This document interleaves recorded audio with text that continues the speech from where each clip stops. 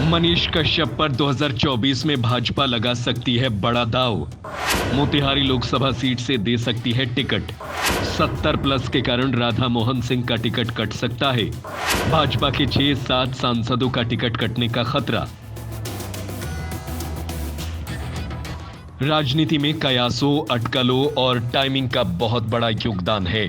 दूसरे शब्दों में कह सकते हैं कि राजनीति में समय का सदुपयोग सबसे ज्यादा महत्वपूर्ण है। जो टाइम के टोन को समझ गया वो राजनीति में कामयाब हो जाता है। अगले साल 2024 में देश में आम चुनाव होने वाला है और मनीष कश्यप चुनाव लड़कर अपने दुर्दिन को दूर करने की तैयारी में है और उसके इस कार्य में सहयोग देने के लिए देश की सबसे बड़ी पार्टी और सत्ताधारी पार्टी भारतीय जनता पार्टी तैयार है। मनीष इंजीनियर है और राजनीति में भी किस्मत आजमा चुका है। फिलहाल इन दिनों उसके सितारे गर्दिश में चल रहे हैं और तमिलनाडु जेल में बंद है। लेकिन अब जो राजनीतिक गलियारे से खबर आ रही है वो चौंकाने वाली परंतु सामयिक है। भाजपा यूट्यूबर मनीष कश्यप पर बड़ा दांव लगाने की तैयारी में है।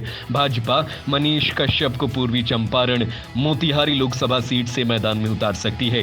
भाजपा के एक सूत्र की माने तो मोतिहारी लोकसभा सीट को लेकर भाजपा तैयारी कर रही है। इसके पीछे तर्क है कि मोतिहारी से भाजपा की खेवन हार रहे राधा मोहन सिंह की अब उम्र हो चली है और वो भाजपा वहां नया युवा चेहरा चाहती है। कहा जा रहा है कि लोकसभा चुनाव 2024 में फिर जीत हासिल करने के लिए भाजपा ने स्ट्रेटेजी बनानी शुरू कर दी है। पार्टी के उच्च स्तर पर इस बात को लेकर सहमति बनी है कि ऐसे में मौजूदा सांसद यानी राधा मोहन सिंह, जिनका जन्म 1955 के बाद हुआ है, उन्हें ही 2024 में लोकसभा का टिकट देना कहां तक उचित है। यानी 70 प्लस के नेताओं को टिकट नहीं दिया जाएगा। अगर ये नियम लागू हुआ तो बिहार के बीजेपी के मौजूदा 17 सांसदों में से 6 का टिकट कट जाएगा। इसमें 3 केंद्रीय मंत्री और 1 पूर्व केंद्रीय मंत्री शामिल है, जिन्हें बिहार की सियासत का धुरंधर माना जाता है।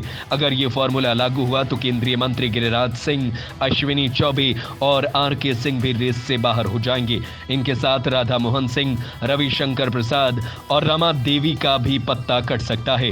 राधा मोहन सिंह पूर्वी चंपारण में पार्टी के मजबूत खूंटा या स्तंभ के रूप में माने जाते हैं। सत्ता का सुख भोगने की जगह संगठन में खुद को तपाने वाले लीडर के रूप में इन्हें जाना जाता है। 1989 में ये पहली बार सांसद बने, लेकिन मंत्री ये मोदी सरकार में बने। मोदी सरकार में इन्हें केंद्रीय कृषि मंत्री बनाया गया था। बीजेपी के संगठन में अलग अलग पदों पर काम करने का इन्हें अनुभव है। हाल ही में राष्ट्रीय उपाध्यक्ष के रूप में इन्होंने पार्टी की यूपी जीत में अहम भूमिका निभाई। लेकिन राधा मोहन सिंह 70 प्लस वाले भाजपा के फॉर्मूले में कहीं फिट नहीं बैठ रहे हैं। ऐसे में बिहार में नेतृत्व क्षमता की मार झेल रही भाजपा अब नए मिशन के तहत युवाओं पर फोकस करना शुरू कर दी है। 70 प्लस नेताओं में शामिल गिरिराज सिंह, अश्विनी चौबे, आर.के. सिंह के साथ रविशंकर प्रसाद और रमा देवी की जगह पर भाजपा ने मंथन शुरू कर दिया है। खबर है कि मोदी बिहार में एक नई टीम तैयार करने की दिशा में भी काम कर रहे हैं।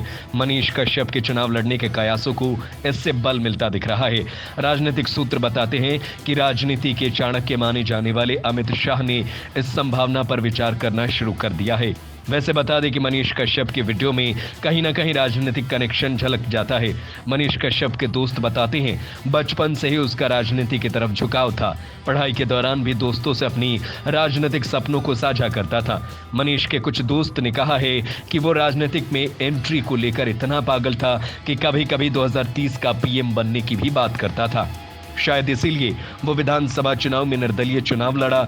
इससे पहले लोकसभा चुनाव में नामांकन दाखिल किया, लेकिन नामांकन रद्द होने से चुनाव नहीं लड़ सका। मनीष के दोस्त बताते हैं कि वो 2030 में प्रधानमंत्री बनने का भी सपना देख रहा है।